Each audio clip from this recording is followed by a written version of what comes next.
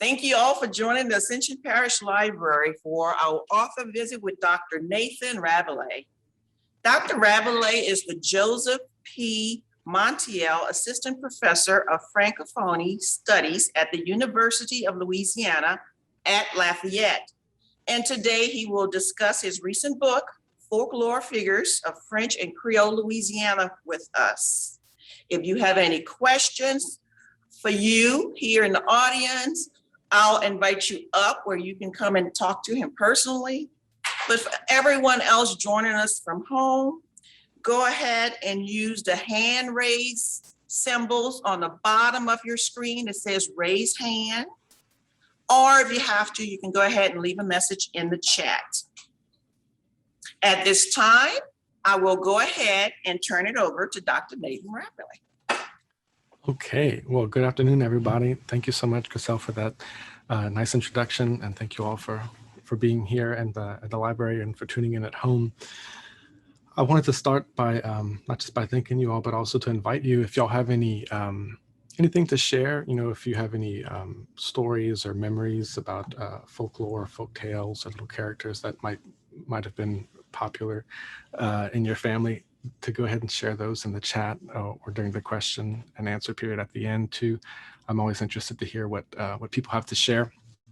And a lot of this book is based on either archival stuff or for interviews and field work that I did with storytellers and all kinds of folks. So I'm always interested to hear other things. So please feel free to share. I thought I would talk for about maybe a half hour or so, 30, 35 minutes, and then that'll leave us time for any questions that you have afterwards. I think I'll go ahead and share my screen now. And if it's okay, y'all can let me know if you see it okay, if I make it maximized. Is that big enough text for everyone if we do it that way? That's okay? All right. I like to see what's coming up next. So my name, again, is Nathan Rabalais, and I'm originally from Eunice in St. Landry Parish, and I mostly grew up in Lafayette. And that's where I'm teaching now at UL Lafayette. I was up until 2020. Last year, I was teaching in Virginia at College of William and Mary, but I'm happy to be back in Louisiana, where I'm in the modern language department. I do French and Francophone studies there. So I teach classes on a lot of classes on Louisiana and oral tradition, literature and things. And then I'm also a research fellow at the Center for Louisiana Studies, and that's where we have the Folklore archives. If you heard about the Cajun and Creole Folklore archives, it's a really interesting place to hear a lot of old traditional music and folk tales. So in addition to the work on folklore that I'm going to talk about today, I also wanted to share with you, this is a documentary that I directed. It came out online in November of last year, so it's still pretty recent. It's called Finding Cajun, and it's on Amazon Prime now if you're interested in watching that. It's about the evolution of Cajun identity, so like where the word comes from and how it's changed over time. It talks about like even commercialization of the label and the language loss and people learning French and all kinds of different topics. It's also on LPB. It's coming up again August 17th. It'll be playing on LPB. I think y'all get LPB in Ascension Parish. You should, right? I think so. I know it stops around. I know in New Orleans it doesn't make it all the way to New Orleans, but I think it's there. So in case y'all are interested, and I'll share a few links in the chat as well. But today I'm really going to be talking about this book, which just came out a couple of 2 or 3 months ago. It's called Folklore Figures of French and Creole Louisiana. And I can talk more about at the end where to get it, but it's available through the press, LSU Press. Oops, sorry, it's an S there. Or any bookstores online. And if you are interested, you want me to a signed copy, like I would be doing there if I were in person, sorry, feel free to just email me at nathan.rabalais@louisiana.edu, and I'll share that link as well in the chat, or my website is nathanrabalais.com. And you can reach me there too. If you want, a signed, dedicated copy with a note and things, just feel free to reach out to me there. So French and Creole Louisiana, oh yeah, sorry. The book also has quite a bit of artwork, and it was artwork that I was able to commission from a friend of mine named Jonathan Myers, who's mostly from Baton Rouge. He actually just got named Poet Laureate of the city of Baton Rouge. And so he did this wonderful cover painting for the book, which is Lapin, the trickster rabbit, and then a Foufollet, the will-o'-the-wisp, in the back. And then a number of black and white drawings too that I'll share a few of them with you today. So when I talk about French and Creole Louisiana, I just want to say what that means. Now and then, especially historically, this is sort of the French and Creole speaking part of the state. A lot of the tales that are in the book come from this area: Lafayette, Vermilion, St. Landry, Acadia, St. Martin Parish, also Pointe Coupée Parish, and around New Orleans and the river parishes as well. And I use that term French and Creole because that's really what sets the tales that I talk about apart from just sort of other types of Southern folklore, because there are a lot of different groups that speak French and Creole or used to speak French and Creole in Louisiana. There are people of Acadian descent. There are Creoles of color. There are people, white Creoles that still identify as Creole. There are also a number of Native American groups that speak French or did speak French, especially the Homa community. And so what all those tales have in common, rather than trying to name all the different groups and all those different identities, is I try to identify them by the language in which they're told. So that's what that means, French and Creole Louisiana. So there are a lot of diversity in who is telling these tales. Native Americans, Cajuns, Creoles, all kinds of people, but they're all told in either French or Creole. So when I talk about folklore, folklore for some people has a really broad meaning, but I really mean like folk tales, and then also certain creatures like the rougarou, which is a bit like a werewolf, the Foufollet, which is the sort of like the light on water, the will-o'-the-wisp. And so those aren't necessarily characters because they don't talk, but they're still part of folklore, what we might call superstitions or folk beliefs now. So that's what I talk about in the book. And so why would we study that? I think it's a fascinating topic. I've been interested in folklore for a long time. I wrote my dissertation on Louisiana folklore. It's something I've been working on for a long time. And what I find so interesting about it is that there are themes and story structures that are almost like the same all over the world. But at the same time, they're really specific to certain regions, and people have a really deep cultural and even personal connection to folklore figures, because they're part of their family history, their cultural history. And what's interesting to note about folklore is that because most of it's passed down generation to generation by word of mouth and not written down, they change over time.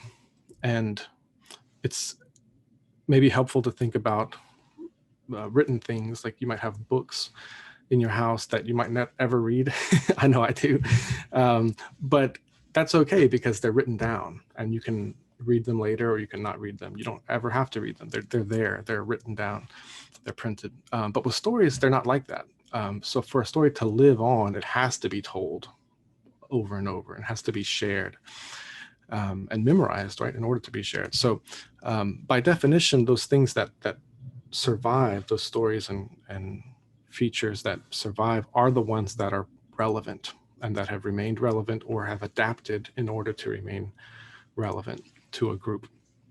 So we can, what I try to do in the book is study the folklore as a reflection of what people have gone through, their collective experience. So how have those stories changed or the characters changed, and what would those groups have gone through in order for those values and those lessons to change along with them? That's sort of the crux of the book.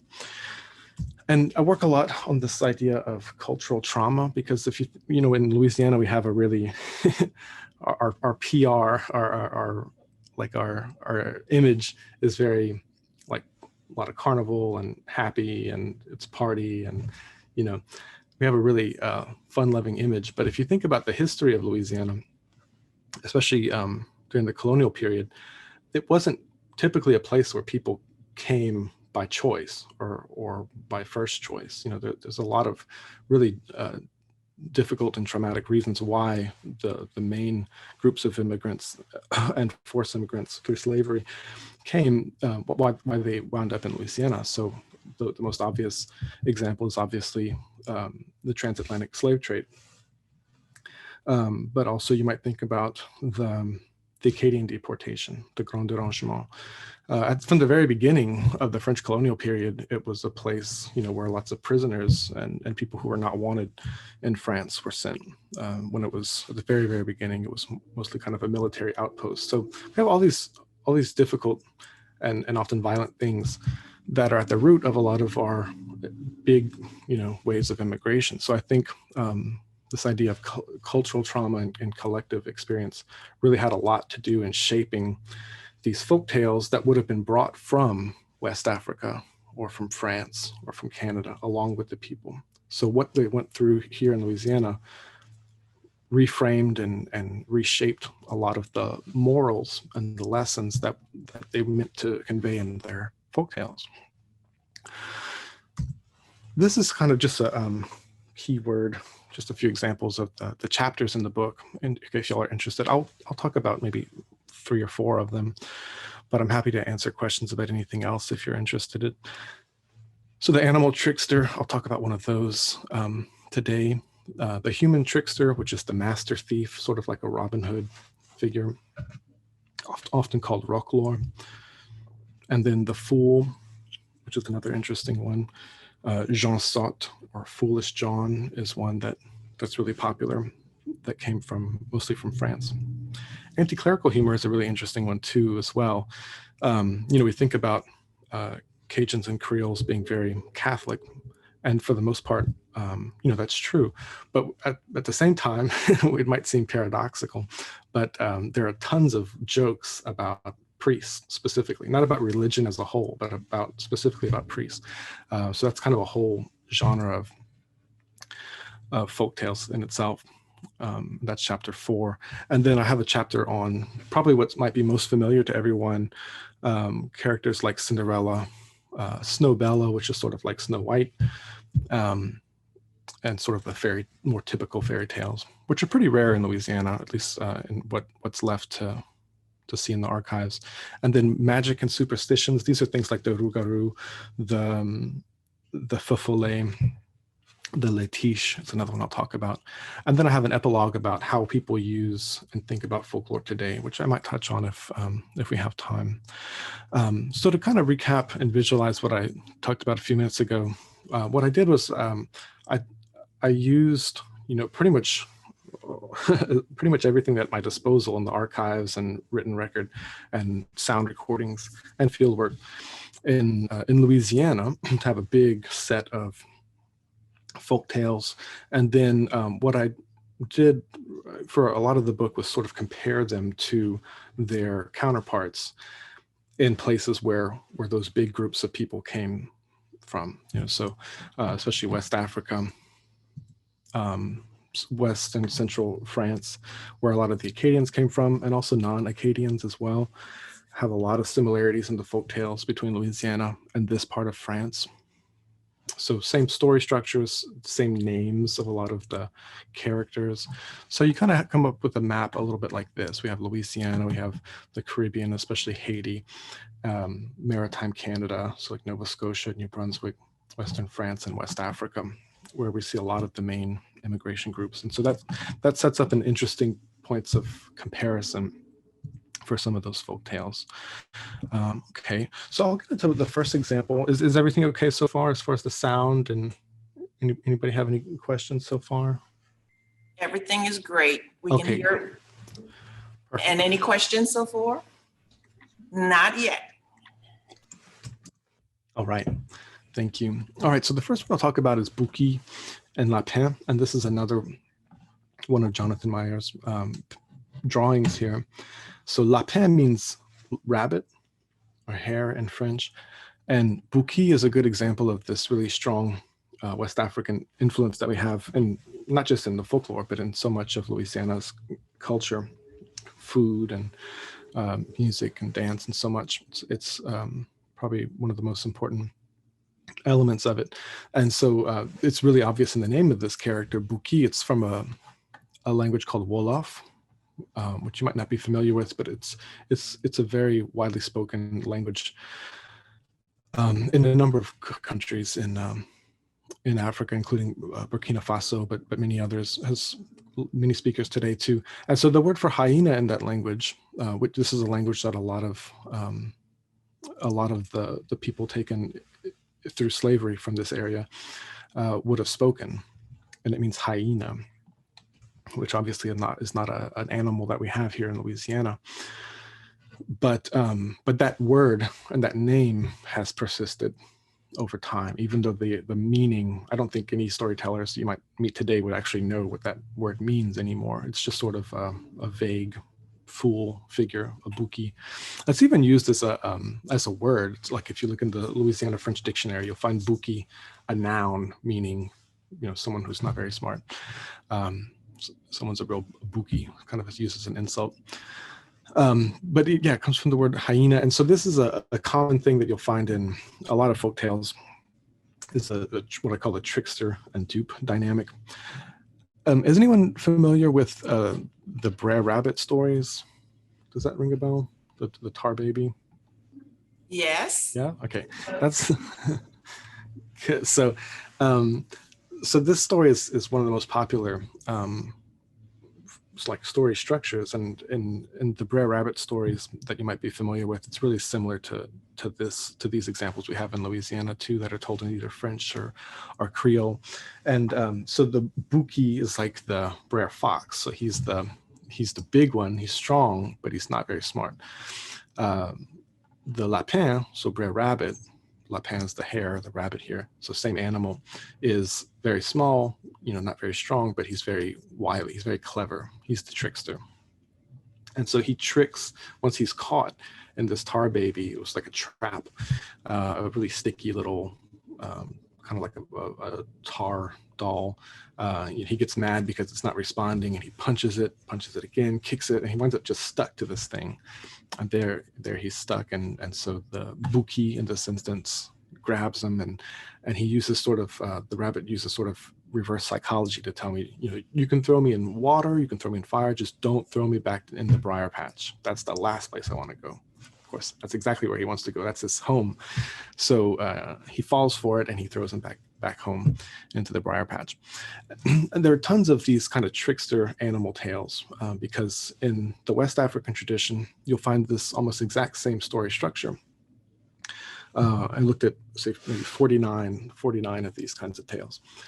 But the end is totally different in the West African tradition. And the moral in the West African tradition is that you need to watch out for the trickster, because he will trick you. And he's the bad guy. The trickster is the bad guy. He's to be avoided. And so that gets totally flipped in the context of Louisiana. And I think it's very much through the influence of the collective experience of slavery. The trickster becomes the hero, because when you're small, when you don't have power, when you don't have agency, what do you have? You have your wits, and you have to come up with means of survival. So many of those West African tales that have survived in Louisiana, the moral is often flipped. And so the trickster becomes the hero. And if you think about, to continue on that topic of slavery's influence on a lot of these these lessons in folk tales, there's so many, you might know Aesop's fables. There's so many that revolve around work, and doing your work, and being a steady worker, and it pays off in the end. Well, if you're stuck in the system of slavery, hard work does not pay off in the end. You're being exploited. The whole system and the rules are meant to exploit your labor and harm you. So those morals don't make sense. If you're telling your children, these are lessons that you want to pass on. Those are not the lessons. The rules don't apply, in the same way in that context. So you have a whole host of tales that instead of giving these similar morals to what you might find in Aesop's fables or other European tales, they're more like survival skills. Here's how you can be a trickster if you need to. If you need to be a trickster, you can survive by being smart, by being clever, because you don't have the power that the Buki or the big animal figure does. So it's really interesting how so much of the story structure, and even the animals themselves, animals that don't even exist in Louisiana, how much they've stayed the same over time. And most of the story structure has stayed the same, but the moral at the end is so different. And who the good guy or the bad guy is so different. I wanted to show real quick, just to give you an example. Does anyone happen to speak French? I bet a few people do. Maybe at home. I know a few people do. So I'll play just a little bit of this. And you have the English translation here. This is from 1940 in Avoyelles Parish near Marksville.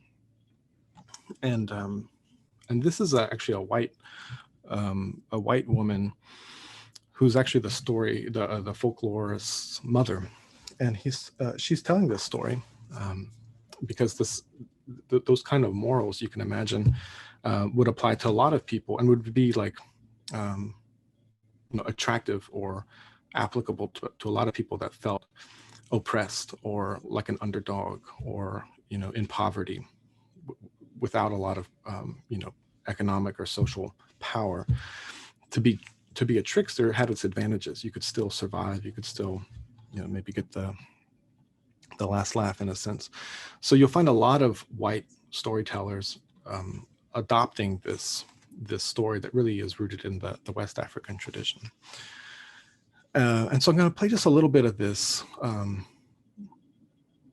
Well, it's pretty short. I might play the whole thing if that's okay, because I think it only lasts about a minute. Okay, so this is the end, and you shouldn't be too lost because this is sort of what I just explained at the end of this folktale, Buki and Lapin. So here's the original recording from 1940, just the ending of it.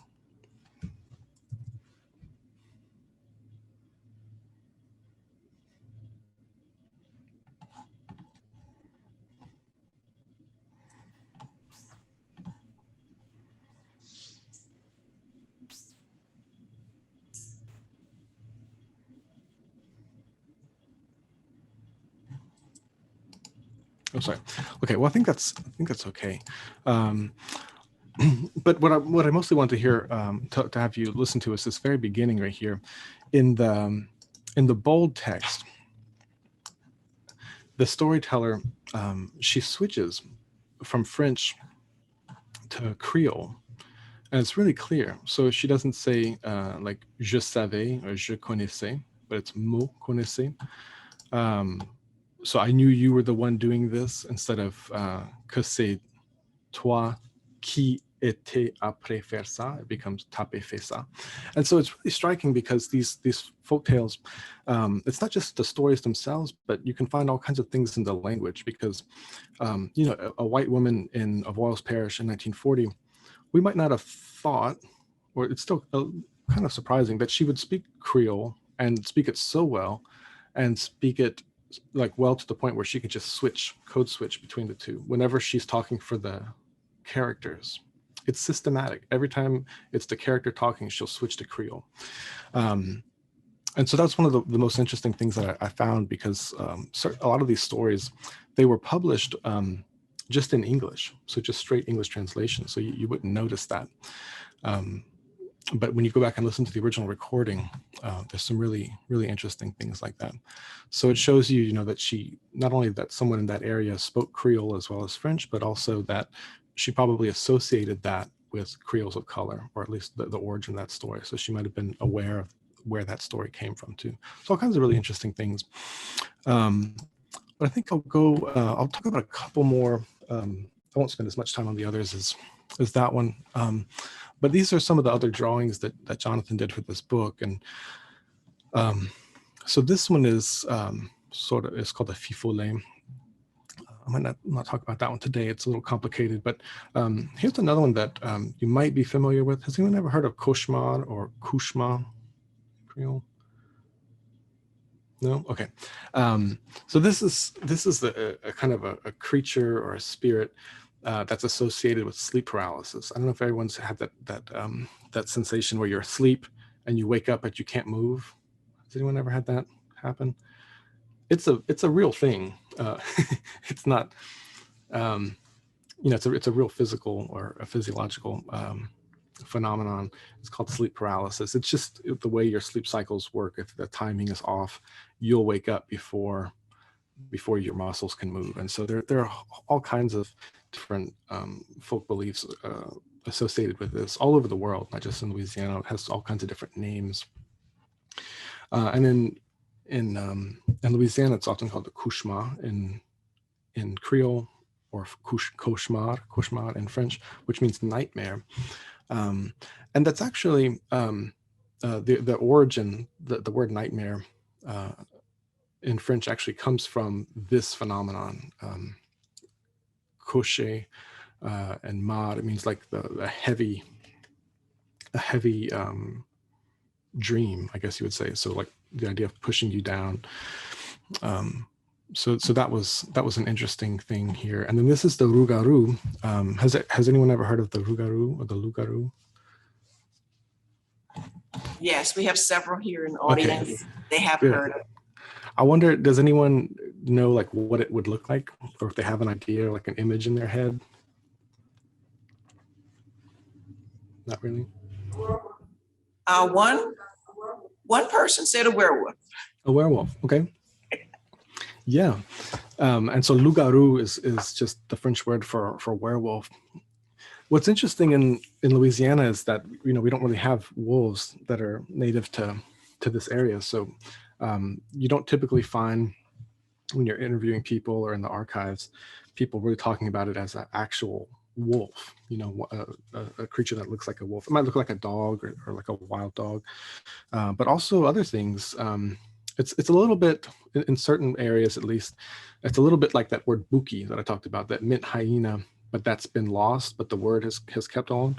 Rougarou is a little bit like that. I think for a lot of people, maybe more in southeastern Louisiana especially, that association with the wolf has been kind of lost because it's not something that you see anyway. And so it's sort of become like a more vague creature. And so people will describe it as a wolf, as a dog, or even an owl, different kinds of birds, or just sort of like a cloud of light, or different things. And so Jonathan, who did all these drawings, kind of drew on a lot of those things. So you have this really ambiguous creature that kind of has like raccoon eyes or fangs, but also maybe it's kind of like a wolf or a dog, kind of mixing all of them together, which I thought was really interesting. All these things that people describe in so many different ways. If you're going to go and draw it, you think, okay, well, which one are we going to pick? So Jonathan had a lot of interesting challenges like that, and in terms of how he's going to portray them. So those are a few different examples, but the rougarou is different than like the Buki and Lapin stories, because at least what I've seen and heard, either with people that I've met or in the archives, the rougarou is not always like a story, with a story structure and an ending and everything. It's either something that, it's a warning to children, you better be good, or the rougarou is going to get you. Be back by this time, or the rougarou is going to get you. Or a lot of first person accounts. It's people telling, like adults or children alike, about the time they encountered the rougarou. And it's an interesting figure because it's often not really described as something that's deeply evil, but it's like a cursed being. And so it tries to like attack you to just draw blood so that the curse gets passed on to you. So it's sort of like against its own will that it's cursed to seek a victim, and so when people talk about it as if, explaining how they encountered it, at some point in their life, there's always like almost sort of an implicit apology for it. Like they're not really blaming it all the way. They understand why it did that. It's really fascinating stuff to read and listen to. Okay, so I'll keep going. I think we're still pretty okay. Has anyone ever heard of the fofole? Sometimes it's pronounced fifole. Not so much? Okay. You have one person that says yes. All right. So this is a pretty popular one. There are lots of things, like I know there's like a cafe or a restaurant. There's a band called Fofole. In Lafayette, there's a street called Fofole. It's one that's a little bit more common, and it's a real thing too. When plant matter decomposes underwater, especially like in swampy areas, there really is a sulfur dioxide gas that's emitted through the water, and it can give the impression that it's a light. And so this is one of several folklore figures that are associated with souls of unbaptized children, because for most of, I would say like most of the time, definitely all the time that I would be discussing in the book, but just for, like most of Christianity, there has been this dilemma where you have to be baptized in order to go to heaven. Well, what happens when a child dies before baptism? And so there was this idea of limbo that was not quite part of the official dogma of the church, but was still widely taught. I think it was John Paul II that requested sort of an investigation or reconsideration of limbo to make it more, I guess, positive, to make more of a case for unbaptized children going to heaven, because that for a long time it was considered impossible. And so there was this whole kind of vague idea of limbo where a soul's child would go, and it wasn't hell and it wasn't heaven. It was separate. And it was obviously a big source of like anxiety for a lot of people, because if you can imagine, when the infant mortality rate would have been so much higher, you couldn't bury an unbaptized child on holy ground or in the normal cemetery. A priest couldn't be present, so it was really like they were just sort of outside of the whole, impossible to really receive salvation according to the Catholic Church. This wasn't really any place for it, and so you can imagine like how much that would have weighed on parents who might have lost children before being baptized. So there's lots of different examples about strange phenomenon in nature that are associated with that. And so one is the fofole, because you can imagine also how it might be comforting, to see the soul, of a child, maybe a child that you knew, still there, still somewhat at peace. It's definitely not it's not supposed to be like a creepy thing, Sometimes it's described as kind of mischievous. They might make you get lost. In France, actually, it's quite common too. And in France, there are examples of them even talking, because they want you to adopt them. They want you to be their parrain or their marraine, their godfather, godmother. Haven't heard of that in Louisiana, but they kind of act like children. They're kind of like mischievous, because they'll get your boat lost, or you won't find your way until morning. These are all common things. Another interesting thing that I found was that in southeastern Louisiana, specifically among people in the Houma community, and this is actually quite recent, 2001, this recording, is that it's described totally differently, not as a little candle on the water, but like a big ball of fire.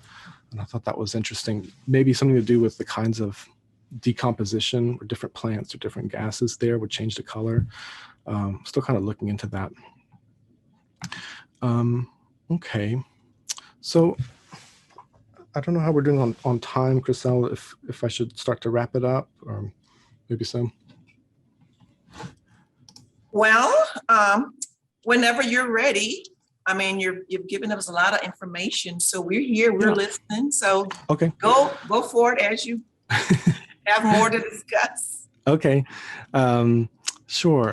So I have a question. I think it's just maybe the sound. Someone asked, do I mean Homa? I am saying Homa. I'm trying to, it might just be the microphone, not Hona, but yes, Homa, Houma. But thank you for the clarification. And any other questions? Okay, all right. Probably the last thing I'll talk about before just briefly talking about like current day uses of folklore is La Christine. I think it's a really interesting thing, and maybe has a little bit more to do with y'all's part of the state historically. So La Christine is a character that's not found all over Louisiana. It's especially like especially in Acadia Parish and Evangeline Parish.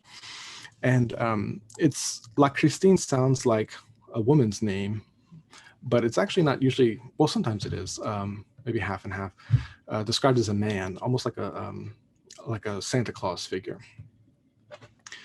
And sometimes as a woman. I've also heard Santa Claus's wife, Mrs. Claus, or something like that. Before Santa Claus was really popular throughout rural Louisiana, but that wasn't always the case. So we had Papa Noel, Saint Nicolas, Saint Nicholas, and then La Christine in certain areas too. So there were older Christmas traditions and New Year's traditions that predate sort of the commercialization of Santa Claus in mainstream American culture. And for a while, people didn't really know where this came from. Like, why would La Christine, it's weird to say like the Christine, is that a name?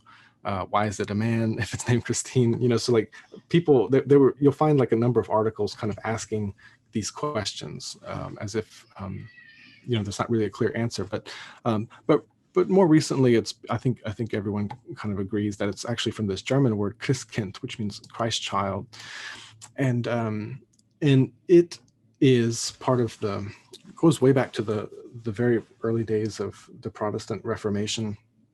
Some people even attribute it to Martin Luther himself, because there was this idea in the early part of among early Protestant thinkers that they didn't want a saint like Saint Nicholas to be the one to distribute gifts. So they wanted like a more direct link with Jesus Christ himself. And so they came up with this idea of like das Christkind, so the Christ child as being the bearer of gifts. And it's still very, very popular in Germany. If you ever want to look up online, or if you ever go to Nuremberg, they have a whole pageant really every year. A young girl is chosen to be the Christkind for that year and goes out on the balcony. There's a whole procession. It's probably one of the most well-known Christmas traditions in Germany today. So you might wonder, like, why is it in Louisiana? And it's because there were a lot of German immigrants that came to Louisiana in different waves. You'll still find around Rain in Acadia Parish a place called Robert's Cove, where there's a big German community that were Catholic. And, not surprisingly, they don't talk about the Christine in there because like I said, that was from the Protestant tradition, the Christkind. And so I think it really predates some of what we call the German coast. If you are familiar with Allemand, Allemand is French for German, so Lac des Allemands, and around that area where they would have settled in the river parishes, right next to La Côte des Acadiens. So you had those both sides of the Mississippi River, where it had a heavy German population and a heavy Acadian population, which explains how that word Christkind would have been, look more like French, where you say Gallicized, kind of entered into the French language, because those Germans would have, learned French and started speaking French relatively quickly. So Christkind becomes Christine. And so it's pretty interesting because that's another thing that I think, like Buki, like rougarou, the original meaning is lost, but people still remember the story and the figure and what it means. And that's another example. So I think that's about all I was going to talk about. If anyone has any questions about like, modern day things, I had a couple of examples of like kind of branding and commercialization of certain folklore figures that we can talk about if y'all want, but I don't want to go on too long. So Does anyone have any questions or anything to add or clarifications about anything? We do have one. Okay.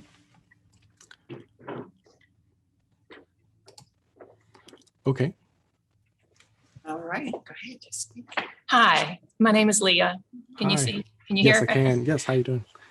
Years ago at LSU, I took an anthropology course, and that's actually where I first learned some of these folklore tales.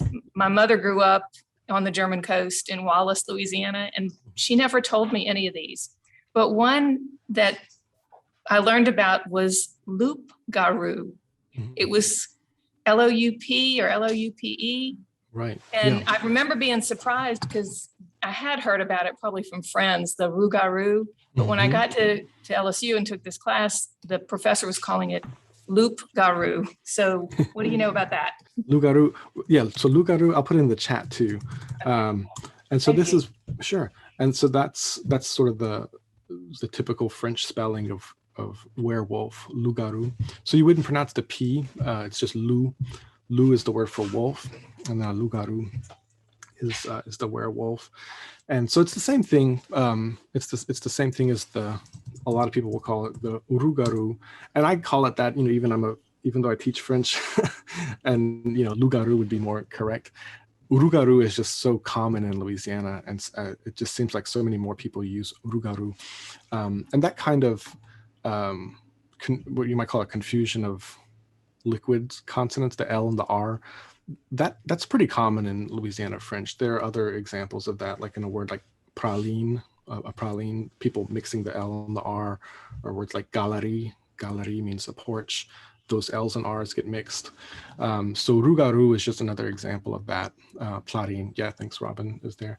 So rougarou it's actually a pretty common linguistic phenomenon in Louisiana. So I don't really count it as like wrong because it's actually quite common here. And then another question about Native American folklore, right? That's a complicated question. It's a really good question. I could go more in depth on that. I think one of the maybe I'll give one quick example.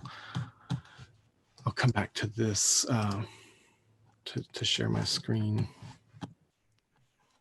So the lutin, has anyone ever heard of that? A lutin, like a little, kind of like an elf figure. Really interesting. This is, one of the many things I really delved into as deeply as I could. Lutin just means elf. So like in French, when people talk about like Santa's elves, lutin is the word that they use. And this is really common in southeastern Louisiana. It's kind of a trickster figure in a way, like a little mischievous forest dwelling creature. And really common, I think historically it's been attributed to the Acadians, because the Acadians also have this lutin figure, which is sort of like an elf that, might ride your horses at night if you ever wake up in the morning and your horse is all tired, or especially if the mane has been braided, then the lutin has passed. So they do tricky things like that.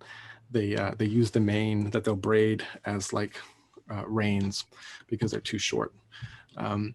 And so different things like that. But what I found was that in the Choctaw tradition, so Choctaw has a lot of Louisiana culture, just in general has a lot of Choctaw elements, and then also Homa, and the Homa language itself is very similar. I would say quite similar to Choctaw. I think Choctaw language tools and learning tools are something that Homa language activists draw on in teaching the Homa language as well.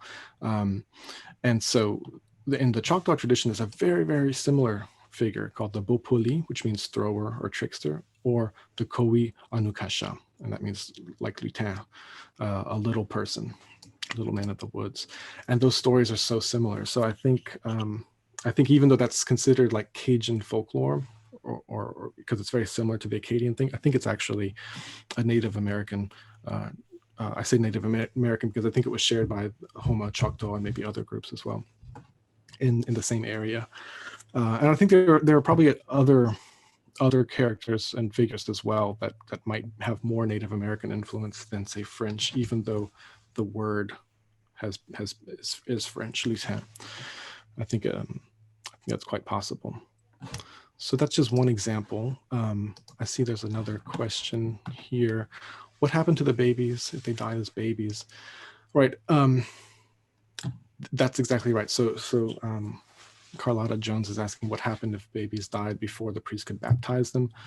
Would they become fofolé? And that's the general belief, that people had, was that they would be in limbo, and that sometimes they would appear like the fofolé. Laetitia is another one that I didn't really have time to go into. In France and in Canada, you'll find either the fofolé or other similar ideas, but all about unbaptized souls of children. There's also another thing. Before I forget, I'm just going to put the links here in the chat in case anyone's interested. Like I said, you can get the book online, or you can write me if you want a signed copy. Feel free to contact me. But so for a lot of areas that didn't have priests nearby, that was very common in rural Louisiana. That was, if you think about the word parish, that's where that word comes from, because there was a parish for that area. There was the church. So, if you weren't near that church, you were really far away from any kind of person that could perform an official baptism. And so one thing that's it's in the book as well, and I have a couple of examples. It's a word called ondoiement, and in English we don't really have a word for that. I'll put it there.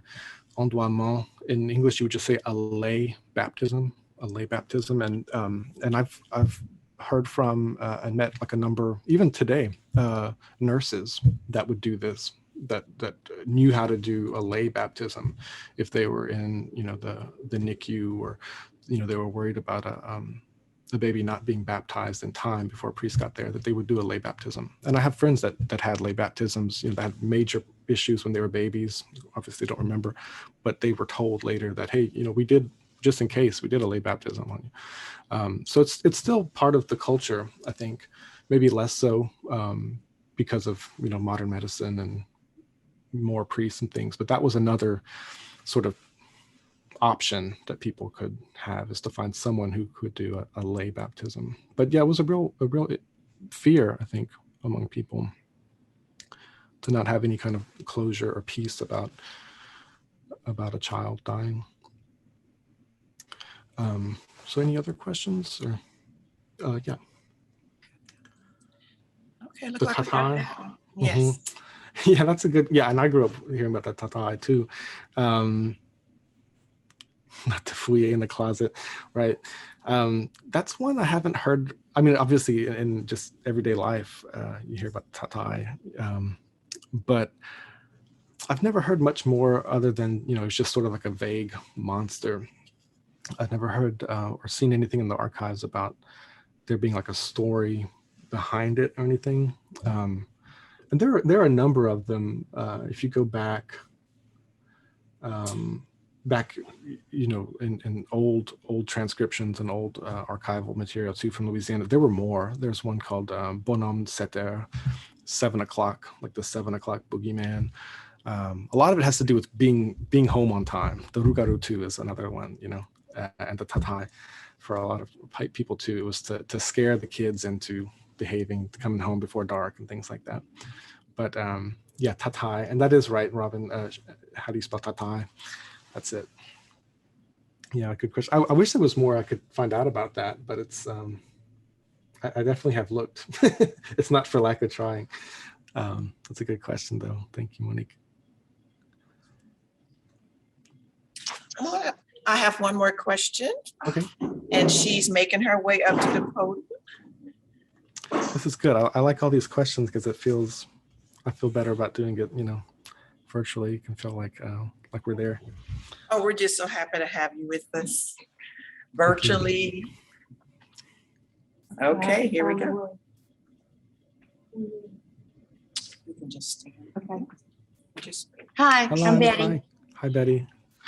What is the word that you can't do in the closet for a year. Could you say that one more time? I'm sorry. It says not, they tell you not to go in the closet, down to fouiller in the closet. What is that? Fouiller.